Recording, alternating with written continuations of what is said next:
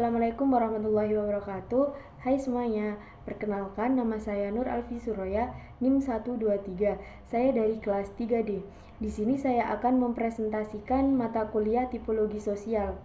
Apa sih tipologi sosial itu?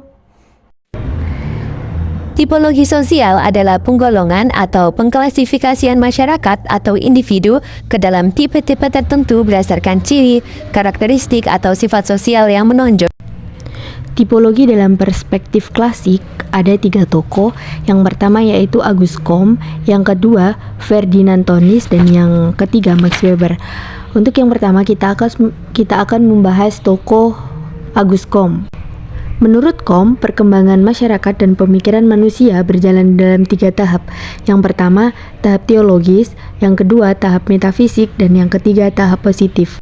Tahap teologis menjelaskan bahwa segala fenomena berdasarkan kekuatan supranatural atau dewa. Tahap metafisik menjelaskan fenomena sosial dijelaskan dengan konsep abstrak, filsafat atau hakikat. Dan tahap positif menjelaskan bahwa masyarakat menjelaskan fenomena berdasarkan ilmu pengetahuan, observasi, dan metode ilmiah. Auguste Comte mengembangkan positivisme sebagai dasar bagi ilmu sosial. Menurutnya, masyarakat harus dipelajari dengan cara ilmiah, sama seperti ilmu alam, fisika, kimia, biologi. Sosiologi disebutnya sebagai Queen of Science, Ratu Ilmu Pengetahuan, karena bertugas mengintegrasikan ilmu-ilmu lain untuk memahami kehidupan sosial. Ia menolak penjelasan metafisik atau spekulatif dan hanya menerima fakta empiris yang bisa diamati. Yang selanjutnya yaitu Ferdinand Tönnies. Ferdinand Tönnies membedakan masyarakat dalam 2 bentuk hubungan sosial. Yang pertama, Gemeinschaft atau paguyuban. Masyarakat yang ikatannya bersifat erat, emosional, dan personal. Hubungan didasarkan pada tradisi dan kedekatan. Contohnya, keluarga, desa, komunitas kecil. Yang kedua yaitu Gesellschaft, patembayan. Masyarakat yang ikatannya rasional, impersonal, dan lebih formal. Hubungan sosial muncul karena kepentingan pribadi. Contohnya kota modern, organisasi bisnis, lembaga pemerintah. Selanjutnya yaitu Max Weber. Max Weber menggunakan pendekatan tindakan sosial untuk memahami tipologi masyarakat, di mana setiap individu bertindak dengan maksud tertentu. Ia membaginya menjadi 4 tindakan. Yang pertama yaitu tindakan tradisional didasarkan pada kebiasaan atau tradisi.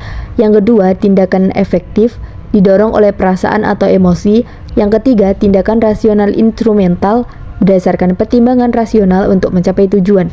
Dan yang keempat, tindakan rasional berorientasi nilai, yang dilakukan karena keyakinan pada nilai tertentu seperti agama, moral, dan etika.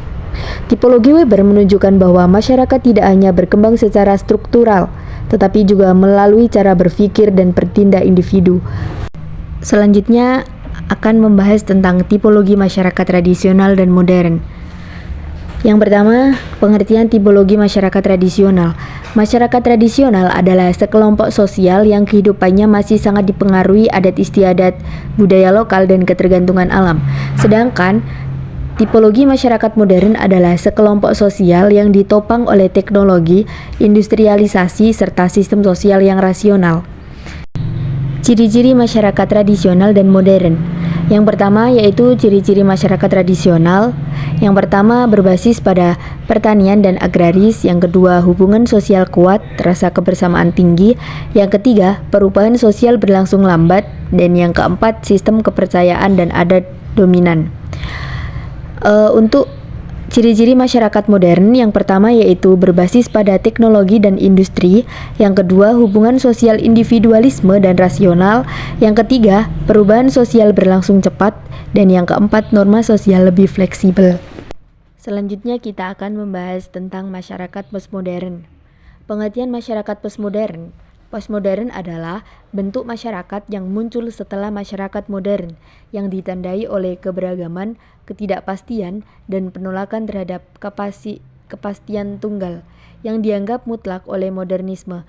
Jika masyarakat modern menekankan rasionalitas, ilmu pengetahuan, dan kemajuan linear, maka masyarakat postmodern lebih menekankan pluralitas, relativitas, serta kebebasan individu dalam memaknai realitas sosial. Adapun ciri-ciri masyarakat postmodern yaitu yang pertama, pluralitas dan relativitas. Tidak ada satu kebenaran tunggal, melainkan banyak versi kebenaran dan sesuai konteks pada perspektif. Yang kedua, kritik terhadap rasionalitas modern. Ilmu pengetahuan dan teknologi tidak selalu dianggap membawa kemajuan karena juga bisa menciptakan krisis sosial, lingkungan, dan moral. Yang ketiga, budaya konsumsi. Identitas banyak dibentuk dari gaya hidup, simbol, dan produk konsumsi, bukan hanya dari status sosial tradisional. Yang keempat, dominasi media dan simulasi. Kehidupan sosial banyak dipengaruhi oleh media massa, iklan, dan dunia digital. Dan yang kelima, globalisasi. Batas-batas ruang dan waktu melebur. Interaksi terjadi lintas negara melalui teknologi komunikasi.